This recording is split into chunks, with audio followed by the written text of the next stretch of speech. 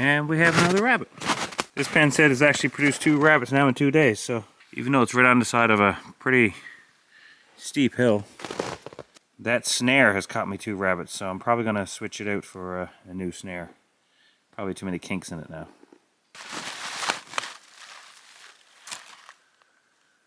That's a perfect catch though. That snare's a little too twisted up. I can't back it off enough, so.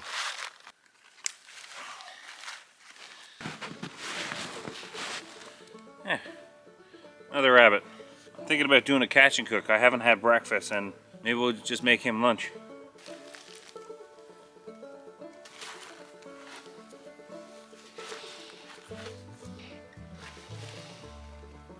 Here's something I like to do when I have a snare hanging down.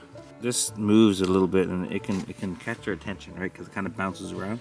I'll just take a twig like this and I'll run it between the gates just to put a little bit of pressure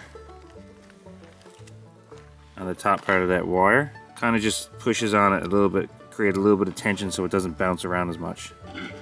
This guy's just right behind me. What are you doing, buddy?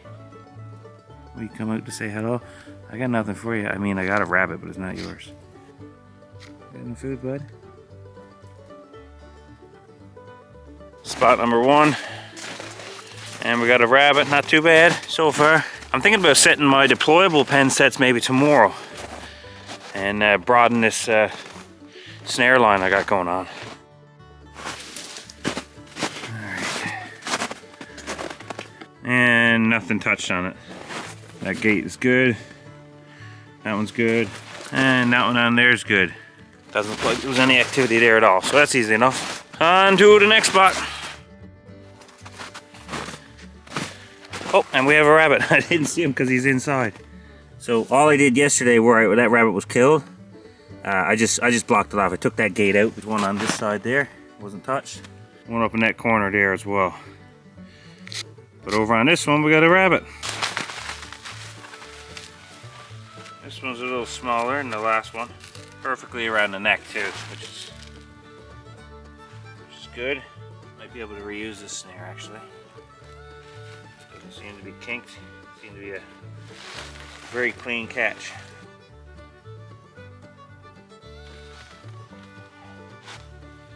Another rabbit.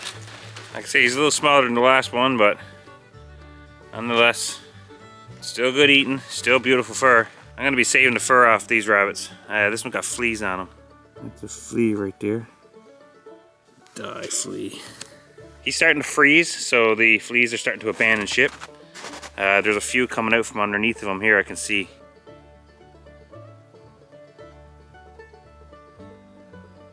Make sure they're frozen long enough so it kills the fleas. Any woodland creature can have fleas. Nothing on the dead weight fall. And over here, nothing in this pen set either, so. No rabbits here last night, so on to the next spot. All right, where are we at here?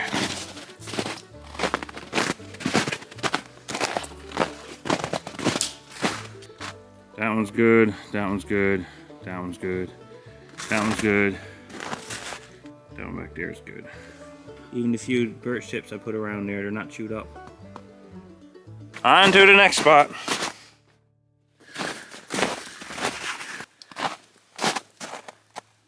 Now this guy here, he's been eating the birch tips, that's for sure. He's been getting in there, but he ain't going in the normal route, and I don't know how he's getting in there. Would he be jumping the snares if he knows they're there? Let me fix this up a little bit. All I did was put a little stick across and some brush in there, kind of prevent them from wanting to jump.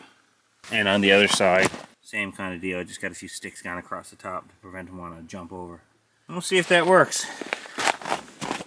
You can see the ice fog in the air. You should be able to see the top of the hill, which is up here. Plenty of dry firewood here. No shortage at all. I'll probably just get a fire going right here then.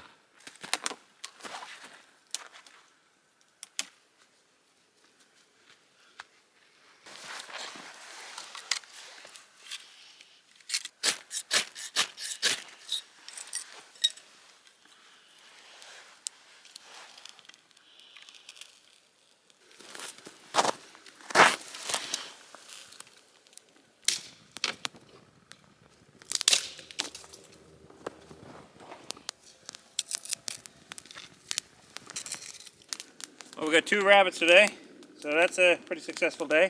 I think I'll cook this one up, or at least part of it anyways. I don't need to heat the whole thing. So the easiest way to skin a rabbit, like literally the easiest way, is to grab it by the back right here and then just pull it apart. Then you can just quarter it up, trim off all the meat. Then you're just left with the torso, like a little tube with very little meat on it. Now if you want to keep the fur, you probably wouldn't want to do it this way. Literally grab it like this and like this. Get a good firm grip and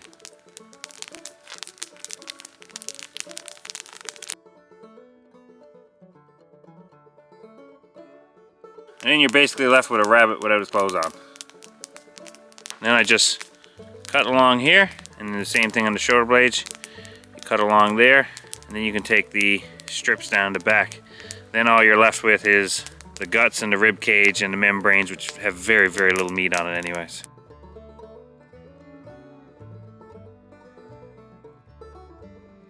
When it's all said and done, that's pretty much the meat on a rabbit. Burning off a little bit of the fur that got stuck to it.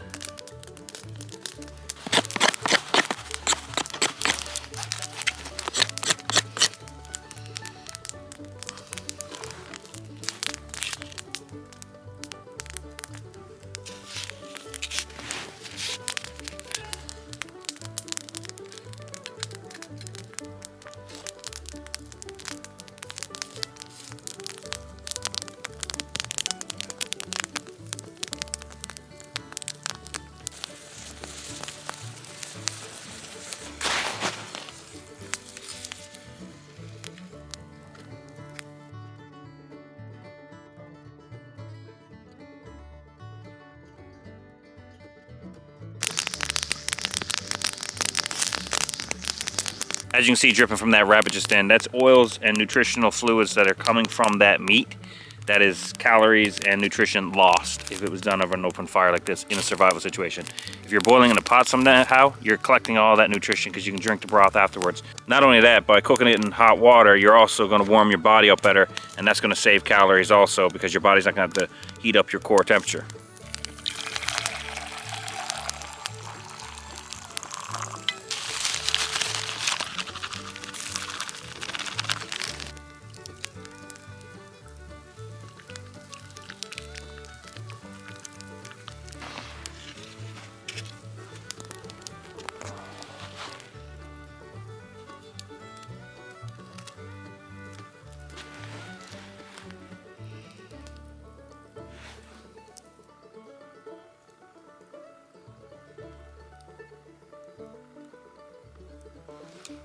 It's cooked perfectly.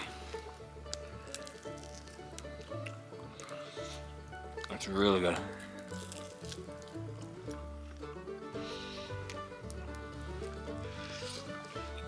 Don't get much more fresh than this.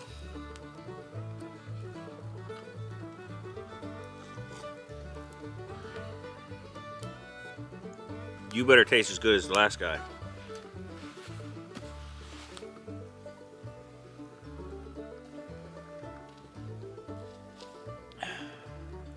Well, thanks for coming with me to check my snares and to stick around for this little catch and cook with some snowshoe hare. And I will be getting out pretty much every morning for the next little while, so you'll be seeing a lot of that stuff coming up on the channel. Probably doing some camping and that as well. But if you enjoyed this, I appreciate your support.